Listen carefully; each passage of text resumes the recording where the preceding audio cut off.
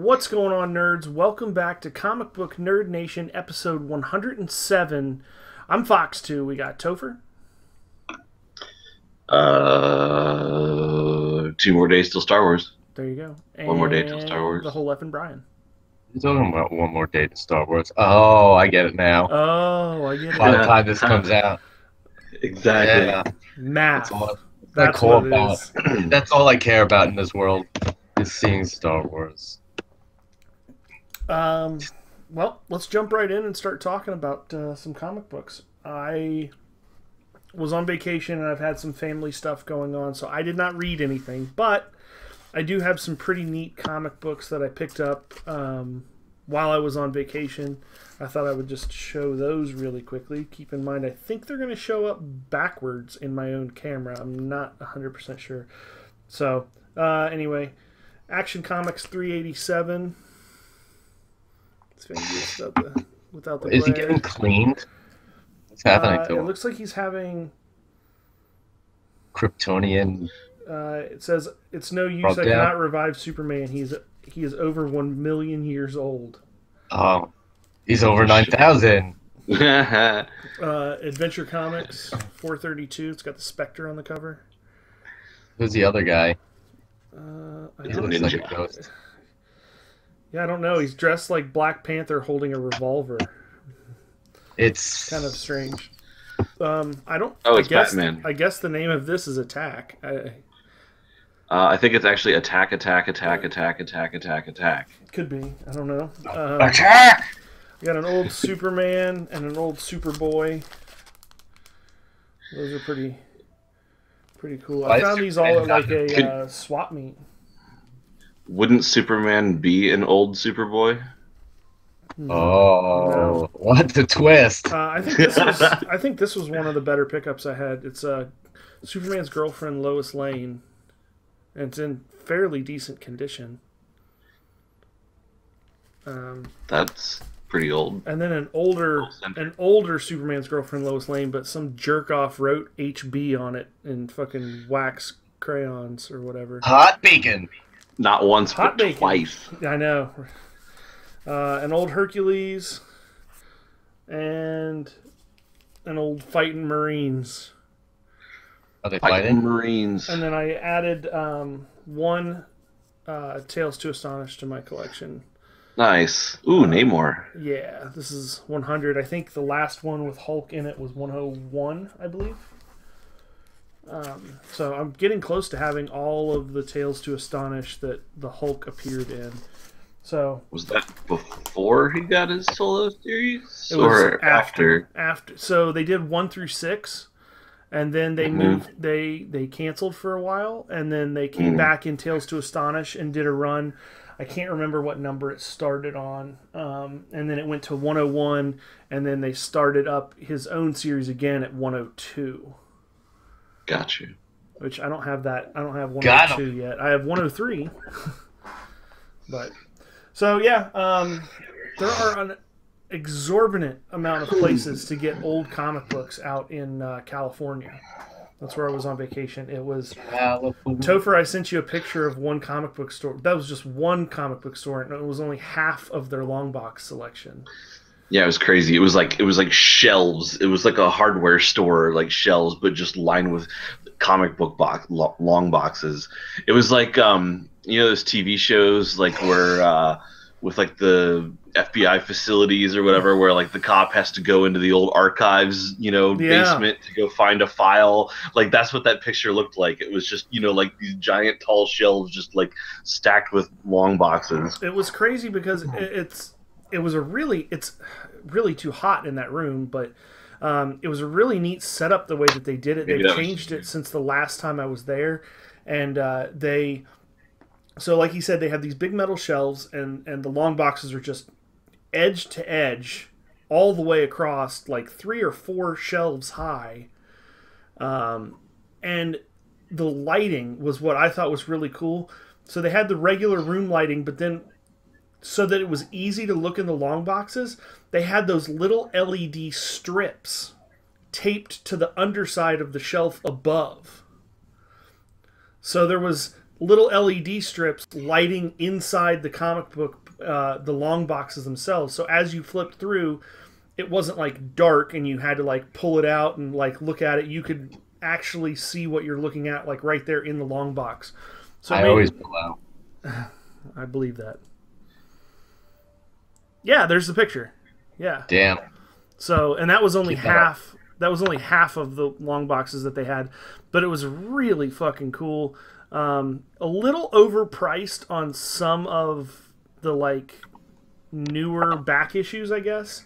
But then you can catch some really good deals on some of the older stuff from like the 80s and 70s and stuff like that. So it was a neat. It was a really good time. I got to see all kinds of cool old comics, and they had statues. This is the only store that I've ever seen that really carries a like collection of the statues.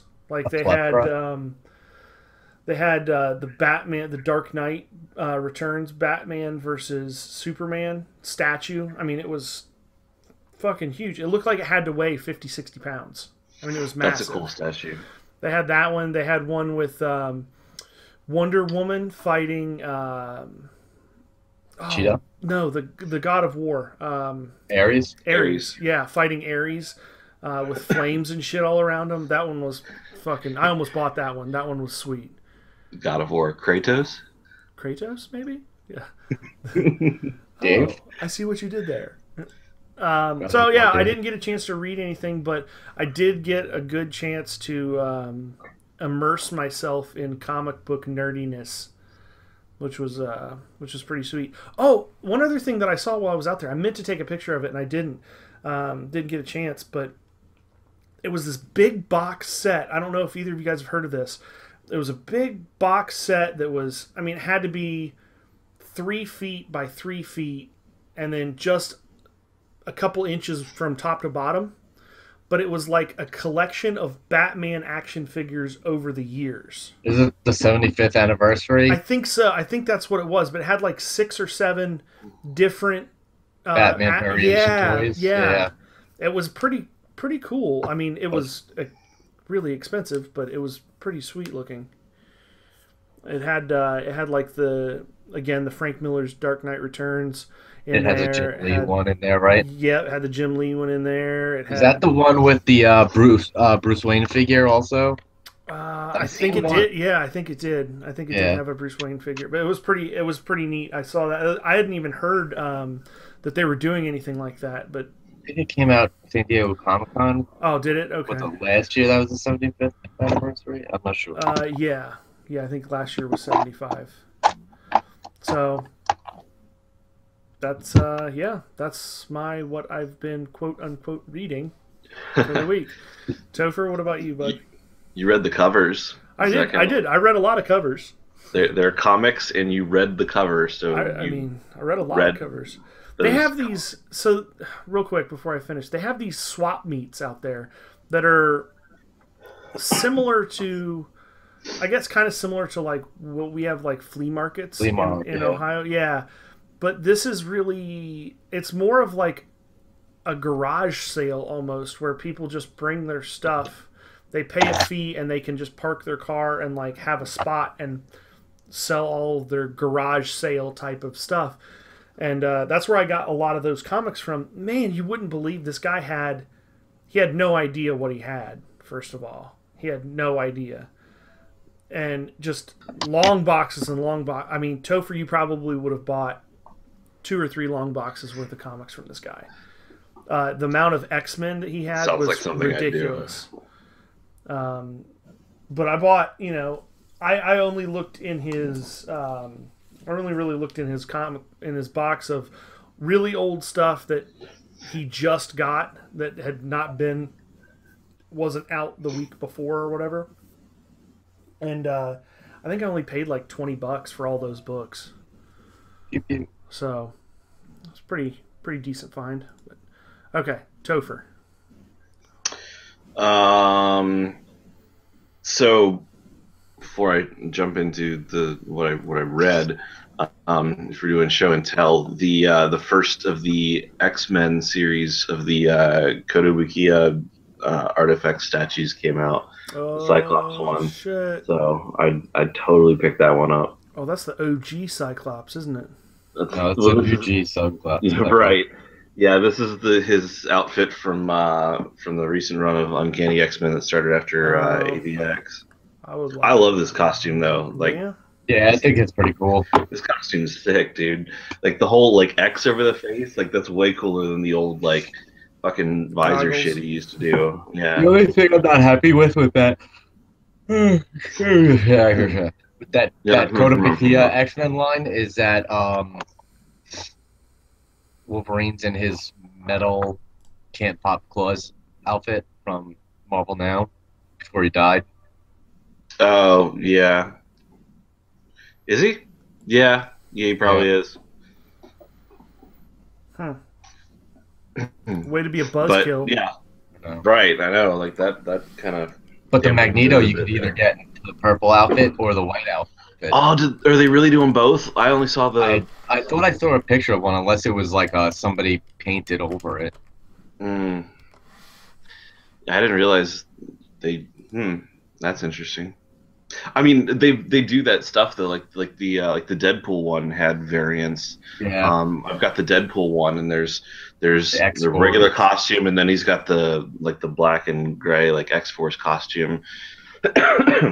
Iron Man also comes in the black and gold outfit from Marvel Now, and then they have a repaint of him in the normal color.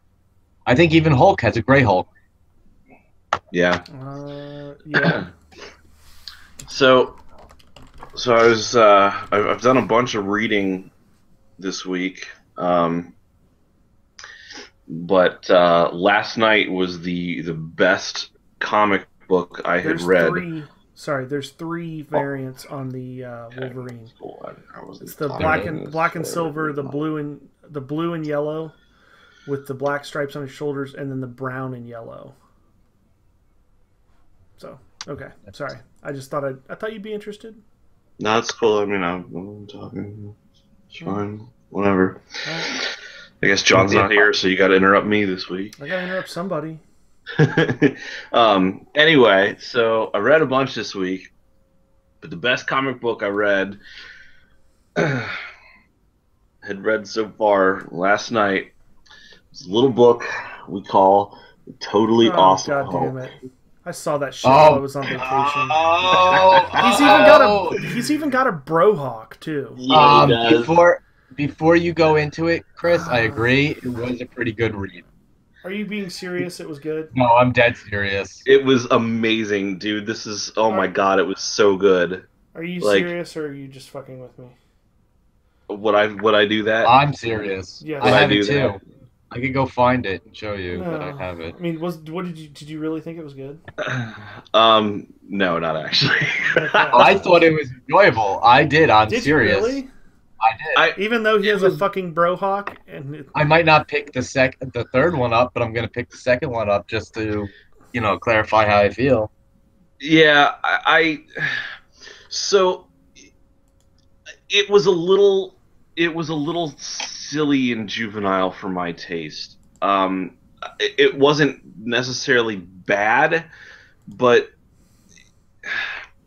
I mean, it's a number one, so it's really hard to tell. Like, they don't normally get into deep plot lines and whatnot, but I can see where they are laying the groundwork for a little bit of other stuff here. It basically starts out with so Amadeus Cho is the Hulk. They don't explain why he can turn into the Hulk. I don't know if that's something that happens during Secret Wars that I just haven't gotten to, or if they're going to explain that later, or what. But they don't really explain how he can do it. But he can change into the Hulk at will, pretty much, and maintains most of his personality in the process. But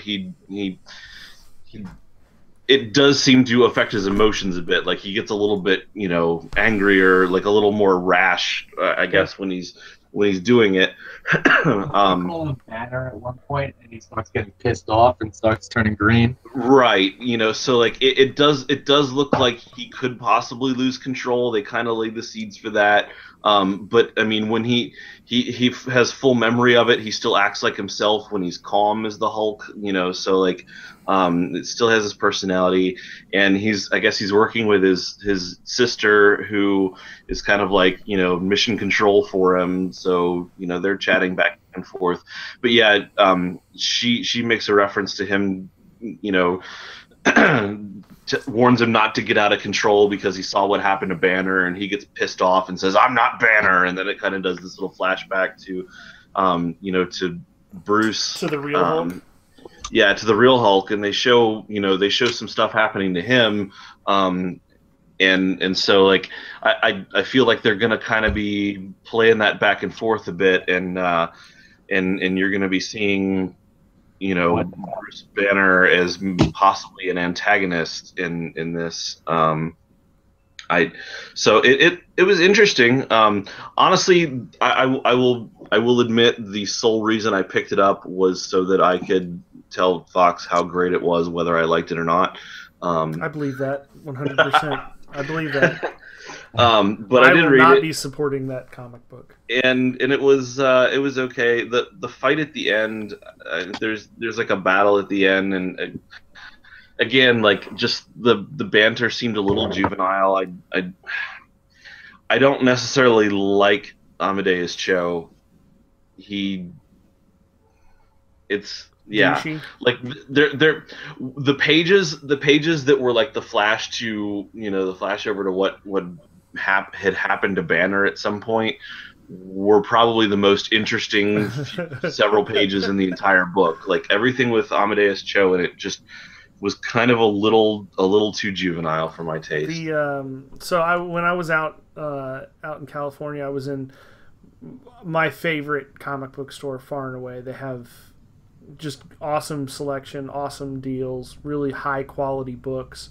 They obviously have the new release stuff, and it just made me smile from ear to ear when I looked over and I was looking through quickly the new release stuff to see if there was anything that I really felt like picking up. And I saw where he had put Totally Awesome Hulk like in the back, like halfway behind something else, so that it wasn't even like fully showing. Fuck that comic. Anyway. But it wasn't a total lie. I did do a lot of reading, but it wasn't really comic books. So when I said this was the best comic book I had read so far that week, that's true, because it was the only comic book I had read this week so far. But he fights a dude like at the beginning that he looks kind of like a turtle, and he calls it a turtle. And so it was the best comic book I had read this week so far that featured turtles. And then 5 minutes later, it was no longer the best comic book I read this week featuring turtles, because the Batman Teenage Mutant Ninja Turtles crossover came out. What? And it was awesome. What? I had that on I did my not list. know that this was a thing. Oh my god! Yeah, we talked about this a while back when it was coming out. Oh shit! Do you have a variant IDW cover, Brian? Let's see that again. There was a few different covers. All right. No, What that's does the one I Chris's got. cover look? That's the same one I it's got. Is it? Okay. The lighting just makes it look different. All right. There is a variant that Kevin Eastman drew, but I didn't see that one. So yeah, DC and IDW are doing some crossovers. I mean, the Green Lantern Star Trek one's been going on a while. That's another. I saw that while I was out there. That looked. That's another cool. collaboration between DC and IDW. But no, this was really fun. James Tynion IV is writing it. So I mean, he's pretty good. So the artwork was okay. It wasn't my favorite style of art. But it definitely feels a little more like indie than than like some of DC stuff. Like there's Batman. Yeah. So The cover art's really cool, but the way they drew the turtles is pretty damn awesome.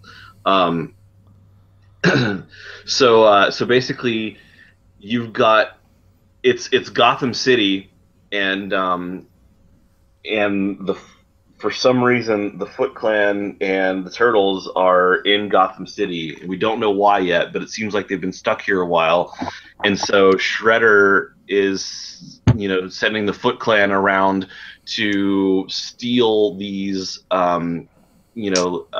this equipment from like these science research facilities to, I'm assuming, be able to build some kind of portal or something to get them back home. And the turtles have set up shop in a sewer somewhere, and they're trying to find the Foot and stop them from screwing things up while still trying to figure out how the hell to get home themselves.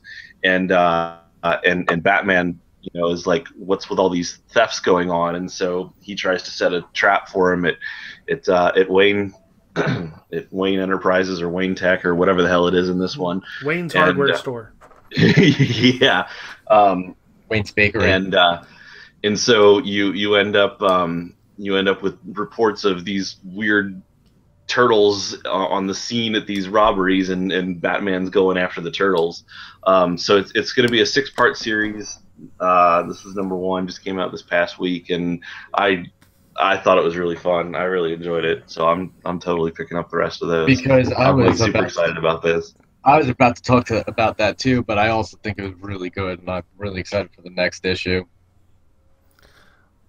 That was all I read, so feel free to go on. Before we get to Brian, I wanted to mention. Or just kidding. Doug wants to interrupt you too. Yeah, I'm all about the interruptions. I'm gonna let you finish, but. Yeah, I'm gonna let you finish, but not yet.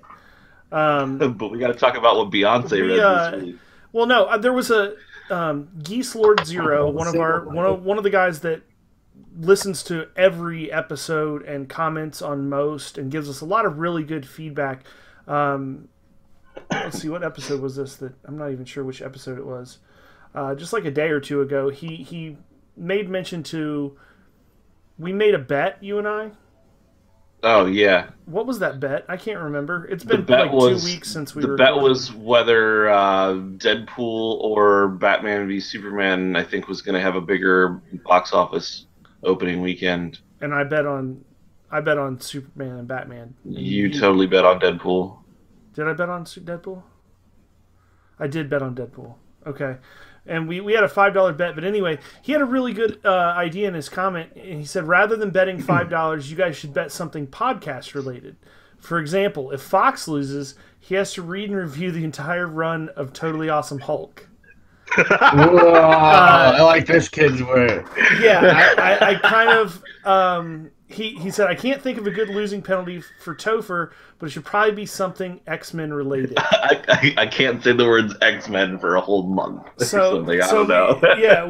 I'm down on this. I mean, well, the obviously whole run it would Totally cost Awesome me Hulk would be like just a couple. A lot of well, I'll probably issues. just do like the first storyline. Yeah, I'll probably just do the first couple issues. I think that would be fair.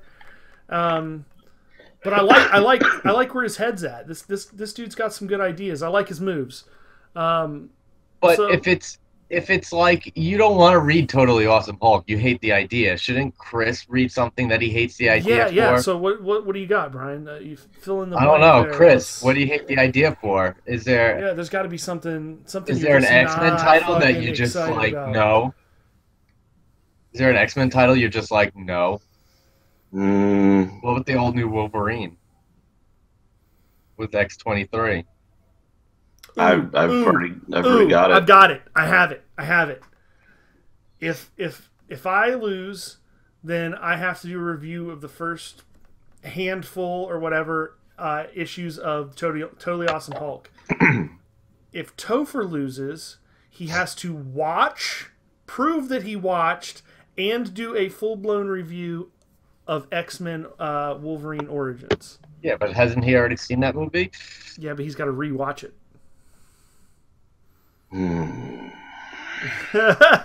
What's worse? Reviewing the first it? He has to actually rewatch it and provide some form of proof that he rewatched it, like a photo of him Watch it. Yeah, but that's easy. That's like click click. I watched the scene just so you I can take mean- this picture. I mean, everybody remembers how awful that movie was. I mean, if I say I'll watch it, I'll watch it. Like, you could look up somebody else's review of Totally Awesome Hulk and pass it off That's as your own true. too. That's Like, true. I fucking trust I would. you. I would read it. I would read it. I would do it. If I lose, I will read the first handful of issues. We got ourselves a deal. Sure. Geese Lord Zero, hats off to you, sir. That is a fantastic idea. Cheers and all that. And Or mess off to you. I'm it's just- on. I'm just glad I'm not going to lose. So Yeah, it's a good thing I'm going to win this. All right, Brian, what have you been reading? I get to go now. Are you sure? Are you sure this time? Are you sure? Until I come up with mean, something else to say. Chris already reviewed Batman and Ninja Turtles. I agree with him, so I have nothing much else to say about that. Secret Wars #7 came out this week. Secret Wars #8 came out this week. Was it Oh yeah, that's right. There's 9. #8 came out this week. I thought it was pretty good. They're all starting to. Are you holding it right in front of you and saying 7 and it says 8 right on the cover? No, I don't have it. Oh, in I thought my you were hands. like looking at it like, yeah, it's #7. Yeah, it was really good. I can't wait to see what happens at the end, even though the other shit started already. But yeah, they're all starting to revolt against God Doom. Some fighting going on, some people getting murdered in awesome ways. There was one thing that I'm gonna spoil alert. That's really small, but Peter Quill's getting backed into. God Doom sits. If you haven't read it, God Doom sits on the world tree in his castle. Is his throne. So at this point, Peter Quill's inside the castle, and somebody's like coming after him. So you see with it, panel after panel, he has a toothpick in his mouth. Yep, #8. And the person's about to beat the shit out of him, and he goes, "Hold on a second, you don't want to do this." They're like, "Why not?" And he says something like, just trust me. So the person comes at him and he sticks the toothpick in the world tree, and out sprouts Groot.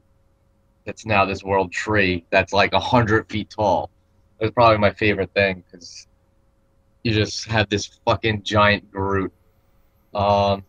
Also, this week I read The Walking Dead 149. Next month is 150. Little pinnacle book in The Walking Dead, so I'm excited to read that. But this book was pretty awesome because it's Rick sitting down. Now, after the whole thing, everybody knows Negan's coming on the television show and stuff. Negan in the comic books does not die. They don't kill him. They jail him inside Alexandria. They have him in a cell. So they're having problems with this group called the Whisperers, who are basically a bunch of survivors that actually wear the skin of zombies to kind of blend in so they don't get it. It's like one step further than doing the guts smeared all over you. They're actually wearing the skin of zombies as masks. And Do zombies have skin? yeah, well, they just peel their skin off, I guess, the ones that still have skin left. So Gross. a few issues before this, like the Whisperers had killed a bunch of people and put their heads on pikes. So this issue, Rick's like goes to Negan. The whole issue is Negan giving him advice of what to do and stuff like that. I love Negan as a villain. I think he's one of the best villains Walking Dead has ever had. Hopefully they do him justice in the television show when he appears. But this issue was fucking awesome. I mean, every word. What? Have you been watching the show? Yeah. He did appear. Well, by name. No, No, Negan hasn't Well, appeared. Yeah, Survivors had. That's Survivors. What do they call themselves? Yeah. The Saviors. How do you spell that name? Nope. Negan. Negan. At the end of the mid-season finale, have you seen it? Are you talking about the 2 minutes they showed into the Badlands? Yeah, like after the credits, like several minutes after the credit, and then they showed it on Talking Dead too. Are we on They season showed 7 like right a now? No, we're on season 6. Okay. I think it's 6. The yeah, like after the credits, they showed like it was The bikers. it was like a post credit scene. Yeah, and he was the leader of No, the that's bikers not there. Negan. That's not Negan. They have the actor. The actor, you know, the comedian from. Oh, right. I was gonna say I thought it was gonna be the actor from the comedian, but I'm like I didn't recognize him if that was him Not the comedian. What's the name of the from movie? The Watchmen. It's Watchmen. the guy Yeah, who played the comedian in the yeah. Watchmen. No, Yeah. that wasn't him. That was just his crew, Okay. part of his crew, saying Okay. all this stuff belongs to Negan. I don't Gotcha. think he's supposed to pop up until like the last episode, and I hopefully that last episode is replaying the fucking doing the specific scene in the comic. Jeffrey Dean Morgan. That's the actor's name. So yeah, that's what I read this week. I'm gonna pick up the rest of my books tonight. All right. Fair enough. Yeah, let's talk about the news. I'm not going to bury the lead at all. Actually, let's do this kind of in chronological order. Let's do Superman, Interrupted Batman. himself. Batman v Superman. The trailer. So Okay. I feel like I've seen the whole movie already because that trailer looked like it was chronologically pieced together. Yeah, to some degree. Yeah. Yeah. I mean, there's going to be some flashbacks taken out in that dream sequence they showed where Batman's hanging around going, where am I?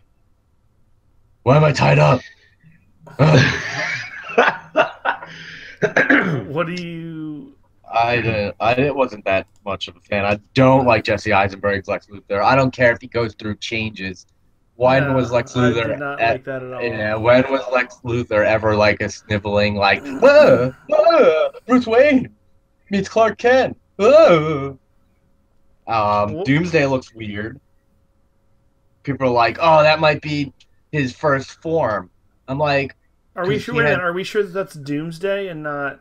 I mean, they've been saying. I don't know if they really said, but I don't think I mean, I don't think that's Doom. I don't think that was Doomsday.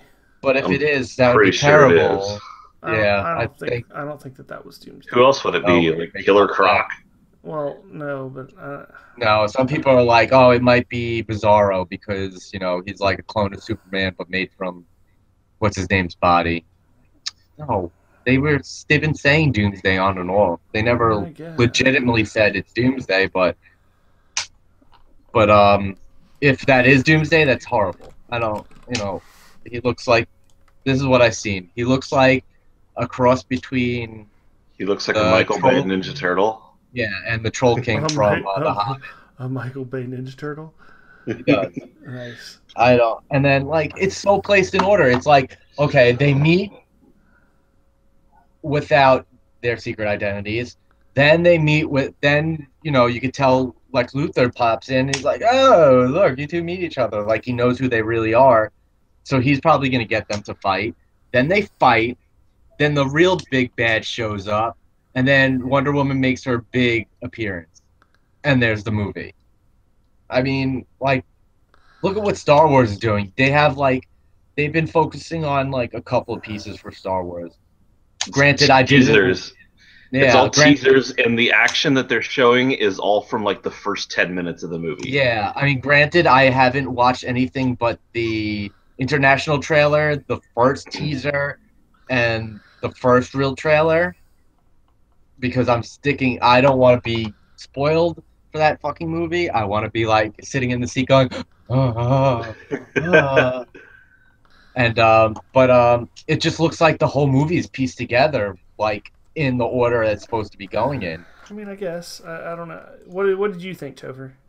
I mean, Brian pretty much stole the words out of my mouth. I thought it looked good. Don't get me wrong. I thought it looked interesting. I'm like, this actually looks kind of cool. I think I would enjoy this movie. Better than the first trailer. Yeah, and then 2 minutes later, I'm like, I did enjoy that movie. Yeah, that was pretty good. It was kind of short, but I mean, you had beginning, middle, end. That was a complete movie. yeah, I mean Brian's right. Like they gave away too much. Like they showed, they showed the meeting. My two big criticisms were that they pretty much gave away all the major plot points of the movie, and that Jesse Eisenberg's character is like just it's not even so like like Heath Ledger's Joker was supposed to be like psychotic and had like he was creepy and unnerving in a way that he could be silly while in the midst of a more serious backdrop, and it made it creepy and unnerving and good. Like Jesse Eisenberg's character comes in and just is kind of weird and silly, and it just doesn't work. Like it just felt weird. It was like what the hell is that? Like I thought we were being who invited the sexual predator to this party? I thought we were being all dark and gritty, and now we've got this weirdo over here. Like it just did not seem to fit in the rest of the movie. It was like, what the hell's going on here? Like, and then you show them, shows them fighting, and then you even see Superman unmasking Bruce Wayne, like in costume. Yeah, it's like, I was kind of. Okay. I'm like, why would they give that away? Yeah, I feel like that's a dream sequence. Yeah, that's true. Why is Bruce Wayne dreaming? That could have been maybe a hallucination or something. It's like, why would they show something like that? Now everybody's gonna go in with the assumption that like Superman's gonna know who Bruce Wayne is before the end of it. I just that seems like you're giving away some fairly major plot points in the fucking trailer, and then like. And then Wonder Woman showing up, like just in time to save the day. I thought that was. I mean, I thought it was cool, but then the whole like you've got this dark, serious, gritty trailer, and them playing off of each other, and then all of a sudden, is she with you? No, I thought you brought her. What? Like now we're cracking jokes? Like, are we serious or are we joking? I don't know. I'm on the fence with the whole thing too, kind of.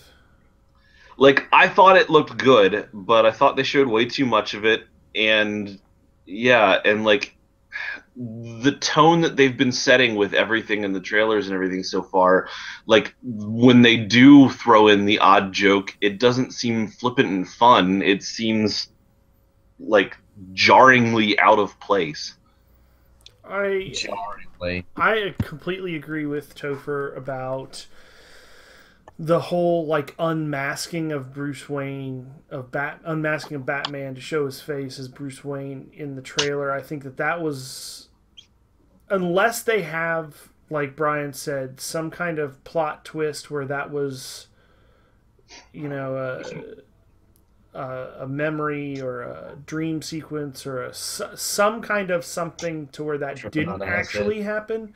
I think they gave away they showed too much of their hand there with that, unless they have something kind of stored away to twist that out of there.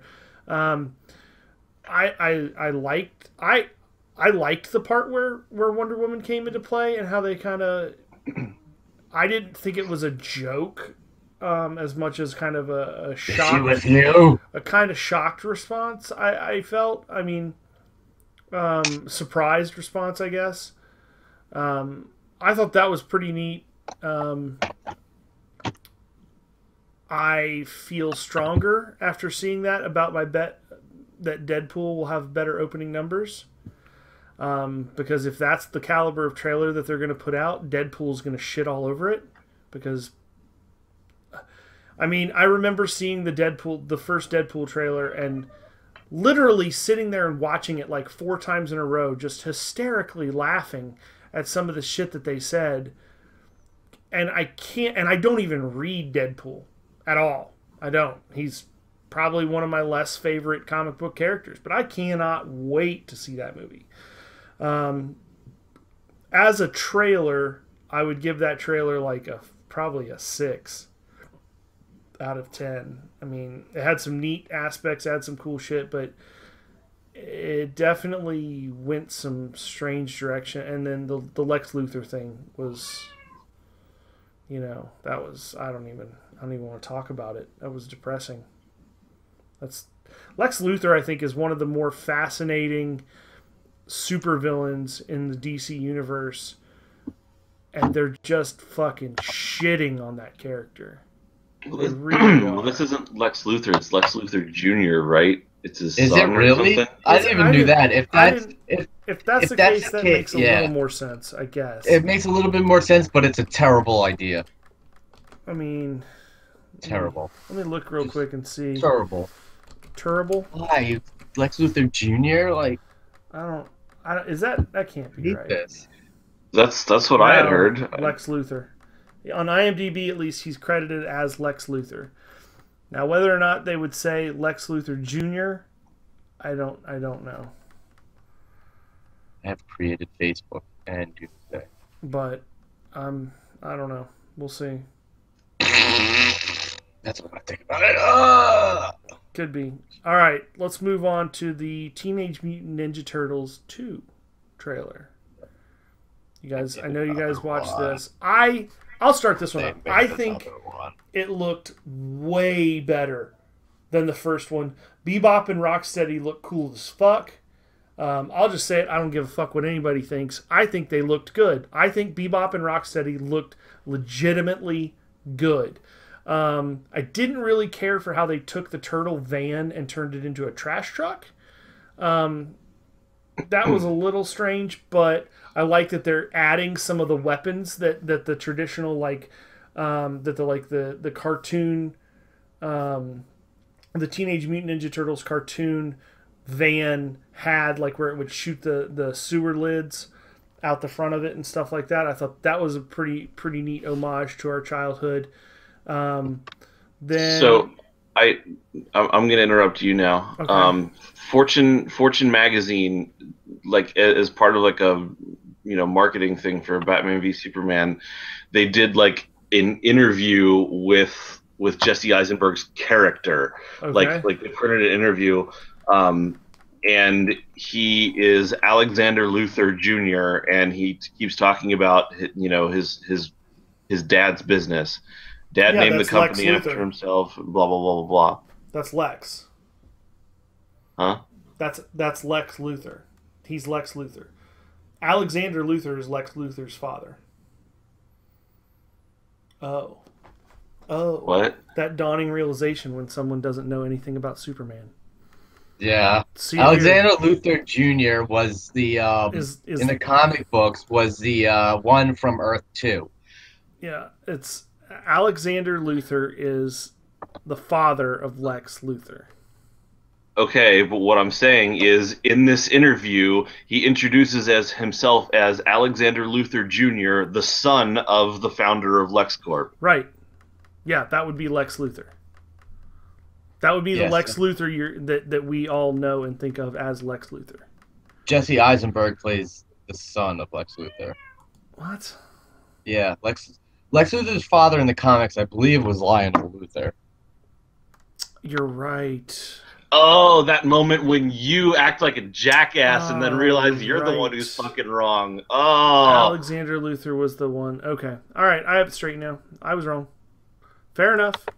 Good on you. All right. Me out. Wait, I think. Hold on. Keeping me straight. Keeping I our think shit I'm straight. wrong. I mean, I'm not- think that was I'm just not in saying I- Smallville.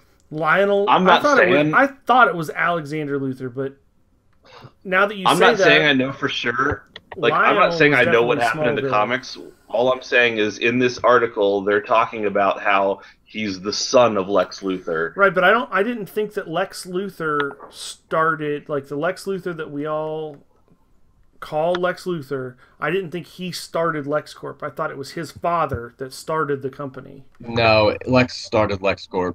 Okay, all right. So I got it twisted. My apologies. Hats off to you, Topher, for doing your Bam. research. Way to be right. our fact checker while our fact checker's off snoozing. somewhere. Right? So anyway, Teenage Mutant Ninja Turtles 2. Yeah, I think that I think Bebop and Rocksteady look cool as shit.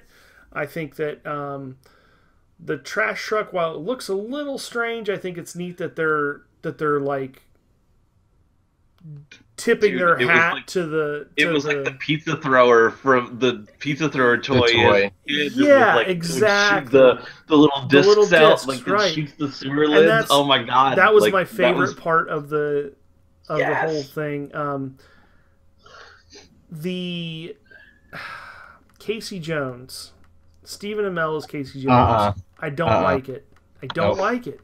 He's the doing reason I don't like it is the happy Oliver Queen voice. I'm Casey Jones. Regardless of that, there's no way, as a comic book fan, there's no way that I can watch that film and not see the Green Arrow taking off a fucking hockey mask. I'm sorry. There's just no possible way, because Shredder, you have failed this city. Yeah, you know what I'm saying? Like, it just doesn't.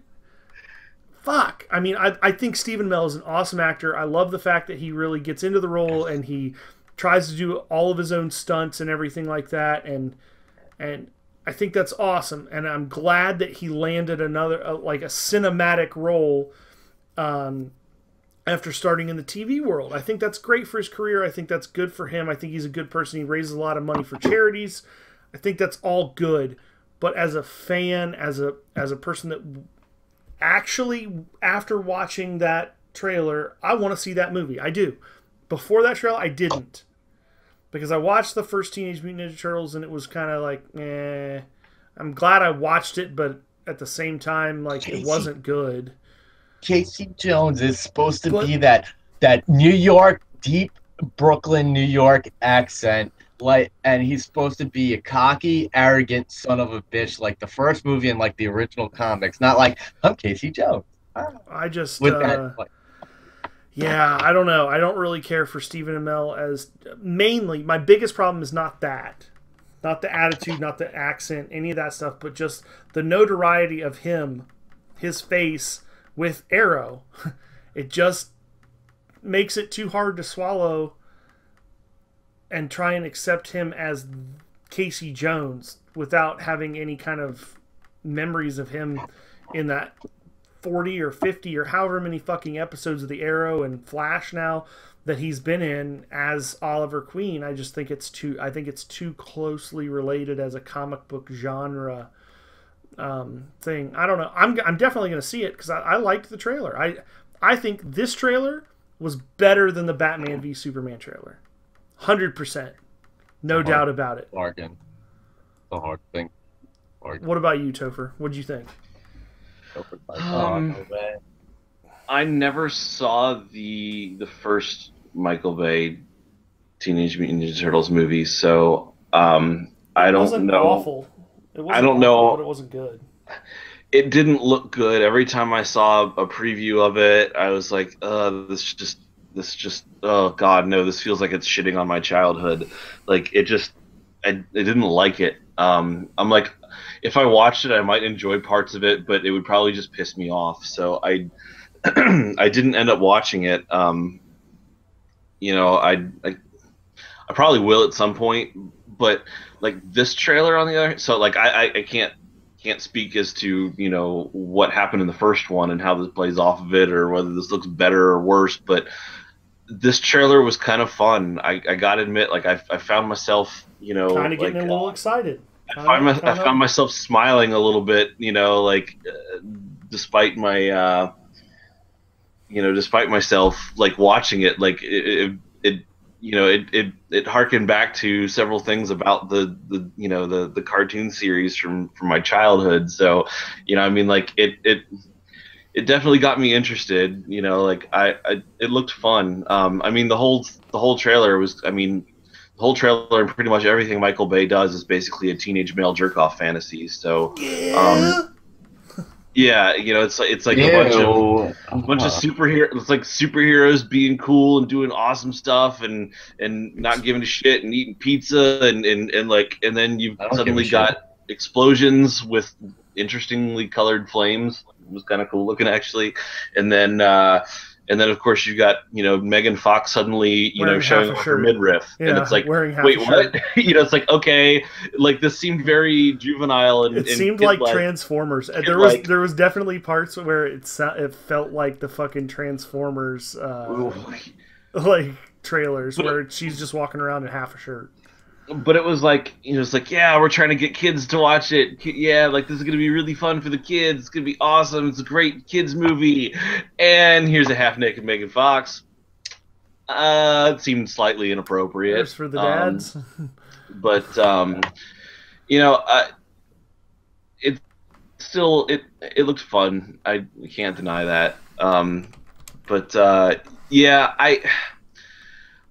I agree with the criticism of Stephen Amell portraying him as a kind of softer spoken, happy character. Like he should be more of a gruff, you know, in your face, doesn't give a shit kind of guy. That's who he is to me, Casey Jones. So, you know, like that's what I would want. But I haven't really seen him play the character for longer than about 5 seconds, so I can't really criticize too much until I've seen it. And I'm going to disagree with Fox on the point of, you know, being too similar to the Arrow. Like I see what you're saying there, but you can't. I don't think he's look at him. similar to the Arrow. I just think every time I see him, I'm gonna think of that. I mean, he's a vigilante who goes around, and I mean they are kind of similar, but I'm disagreeing with you that I can't get out of the mindset of seeing him as Arrow. Like I don't think that's fair to Stephen Amell. Like I hope you're right. Like, I really do. You can't watch 75 episodes of you know, of DC Comics of him as the Arrow, Green Arrow, and then like watch a 30-second, you know, clip of him in a trailer, you know, when he's never really done a whole lot of anything else, and be like, nope, he'll always be Green Arrow to me. You know, like, that's true. I don't think that's fair. You know, and like, I love Stephen Amell as a dude, so, you know, dude love. As a person, you know, he seems like a really, really cool guy, a really nice guy. So why don't you take him on a date? I would, but I think he's married. So, you know, like I'm happy for him. Like I want to see him get roles like this. I want to see his, you know, his movie career take off. I want to see him, you know, do well in life because he's a good dude. So, you know, like I'm all about him getting roles, and if this is a role that he's good for, and you know, clearly he is because he plays a vigilante on Arrow and does quite well at it, you know, then I will get into his character as I watch the movie, if I watch it, and you know, like his face, you know, like you have that with actors all the time, you know, like it's not always a problem for a lot of people, especially decent actors. So you have to wait and see how he acts in the movie. Do you think that they'll have Krang in this one? Well, I'll get into it when I get into my review.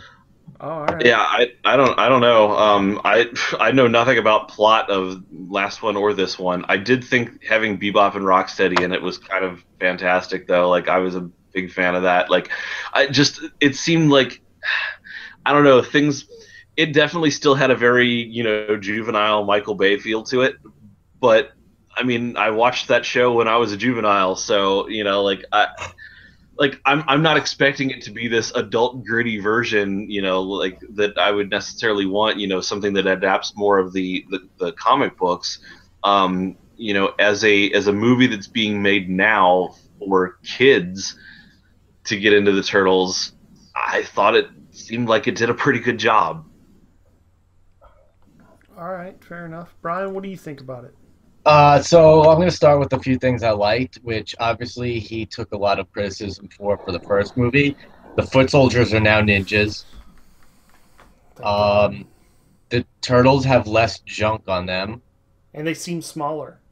Yeah, and they seem smaller, like he shrunk them down a little bit. But overall, I like the addition of Bebop and Rocksteady, finally something we never got.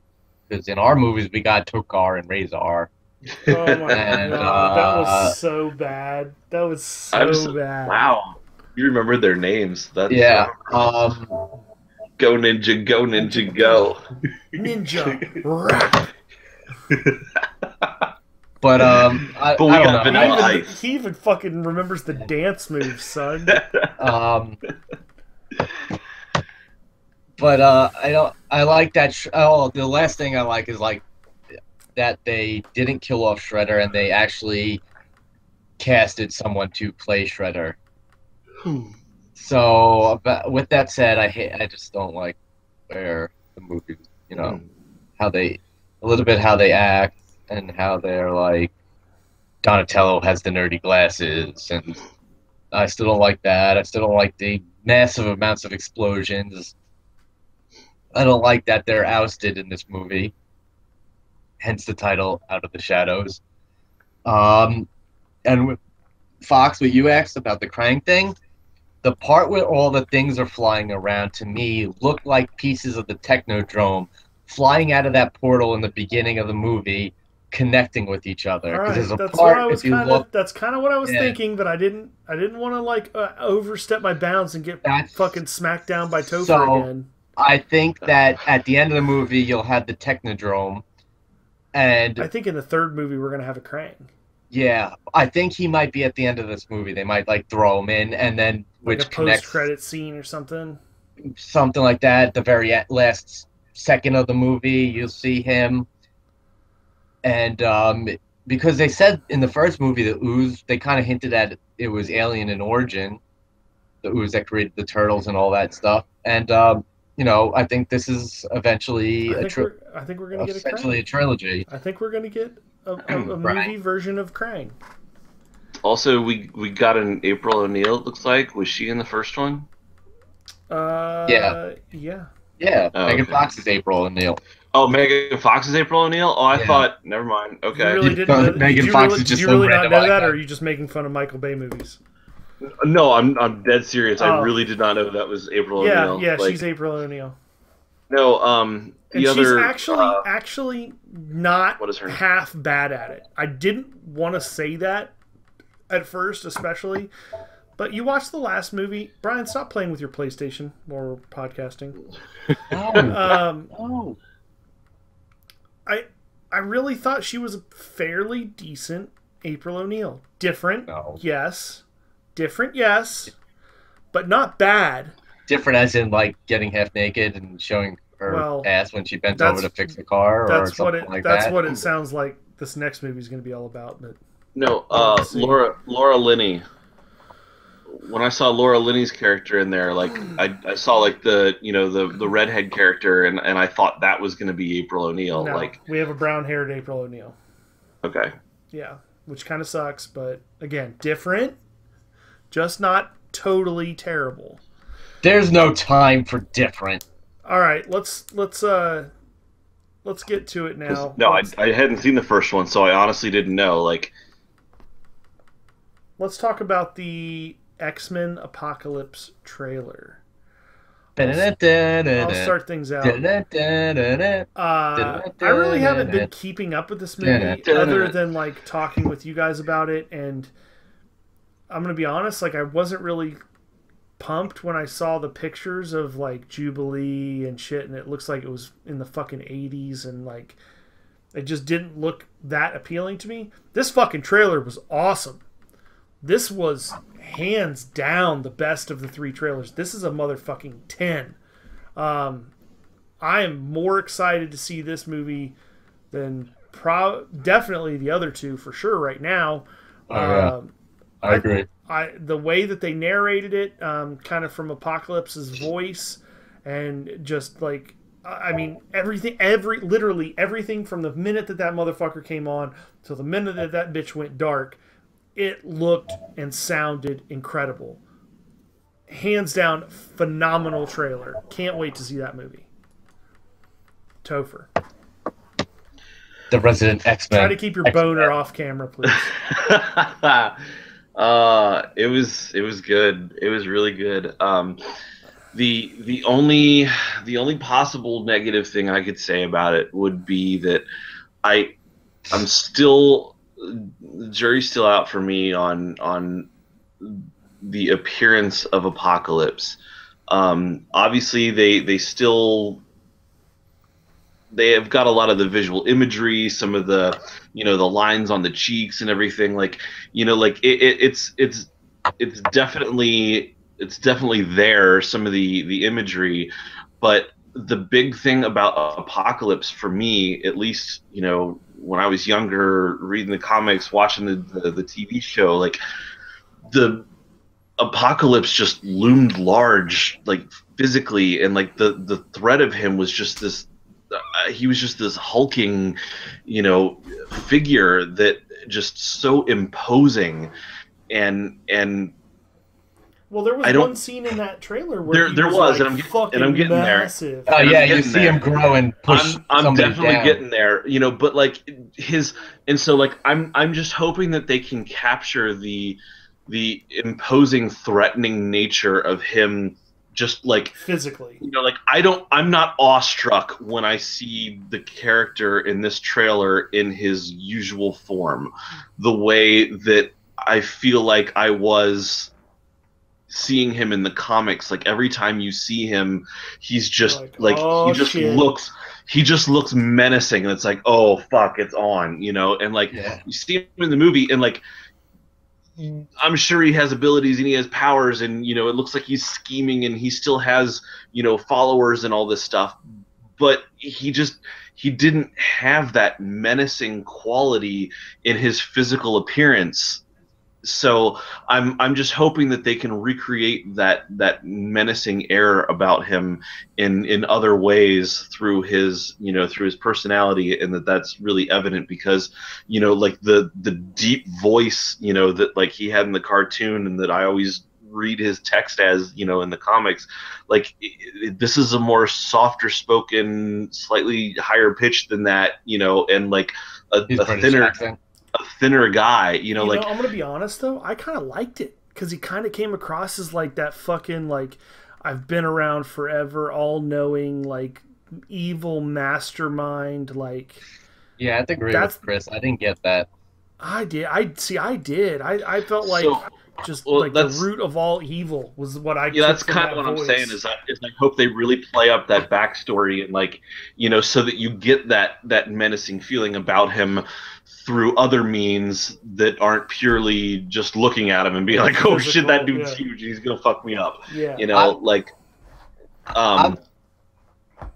I'm hoping that they're saving that for the next one in the movie, not in the trailer, because Chris, you could back me up on this. Whenever we first see Apocalypse in the comics after it's been a while, he's sometimes depicted as like decrepit. Like when he wakes up from that slumber, usually sometimes he's all not like big yet. True. He has been strength. He has been weaker at times, so maybe that's it. Maybe it's just you gotta wait for the giant to wake. I gotta admit, I was sitting here kind of like half smiling the entire time watching it, and like went full blown like giddy when like there's a scene where he's just like he kind of gets bigger, and then like the giant hand just comes down and like smashes Professor X to the ground. I was like, oh god, like yes, like they're gonna have him like grow and be so like I don't know. I'm also hoping that wasn't like in Professor X's mind. True. True. They depict his power. Maybe that's how he becomes paralyzed. But I'm trying really hard to find something to to complain about in this trailer, because it's not there. I'm telling you. Yeah, it's like just I'm just saying, like there. that's the only thing. That's the only reservation I have. That's like the only thing holding me back from just like going like totally fanboying out right now and be like, yeah, God, it was awesome. Like it, because it was a really great trailer. Like, as somebody that doesn't, like a comic book fan that doesn't really read X-Men, so you guys both have read X-Men a lot, and I know who Apocalypse is. I've seen him in different facets and stuff like that, but one of the things that I liked the most about this trailer was kind of the backstory and the telling of him, and like the narration that they use. I don't have this overwhelming like predisposed opinion of what he should be because I haven't read a ton of the comics, but because of that, I really liked that. I liked the way they portrayed him in that trailer, and I definitely bagged on how he looked at first, for sure. But then, like, when they put it in context with some speech and like the way that they're telling the story, at least in the trailer, when he kind of uncloaks himself and he's small, and it really makes me, it made me have the feeling that knowledge and wisdom and just years of being a fucking terror is what makes him scary, not necessarily the fact that he's got big beach muscles, and looks, I think that to me is more terrifying than some big, fucking brochacho that lifts a bunch of weights. Like, that to me, I love brochachos. That's not scary to me. That doesn't necessarily signify evil. This dude just looks ruthless. Like, he just, I don't know. I thought at first glimpse, at least, that they really did a good job of putting that just fucking disturbingly, like, I will do anything to fuck you up vibe around this guy. Like, no holds barred. What did you think, Brian? I agree with the both of you. I mean, the only things I could nitpick is like little things like, why is Archangel not blue? And like, I thought we were getting the blue and yellow costumes for the X-Men, but like, I liked it. I hope they're saving some big stuff for Apocalypse to see on the movie. Oh, I'm sure they are. Yeah, let's hang on. I'm coming over to you. All right. I mean, like, just that. I don't know, just super menacing. To me though, that looks like the face that you might get later in the movie when you've resisted him a little bit and you fought back and shown a glimmer of hope. I feel like that's the face you're going to get cinematically.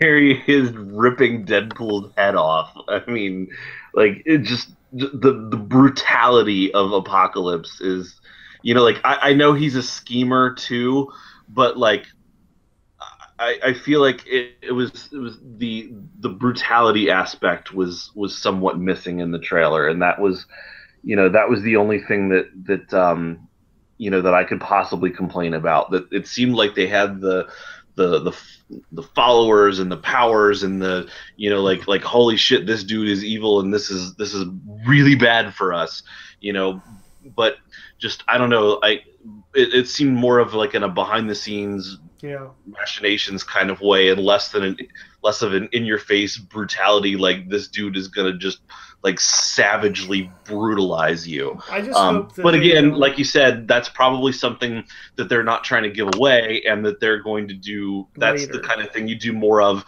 later in the movie, not give away in the middle of the Batman v Superman trailer. Right. The one thing that I did notice that I hope that they don't do, kind of stood out a little bit to me, I guess, if I had to like super nitpick, because I still think this trailer's a 10. This is a fucking phenomenal trailer.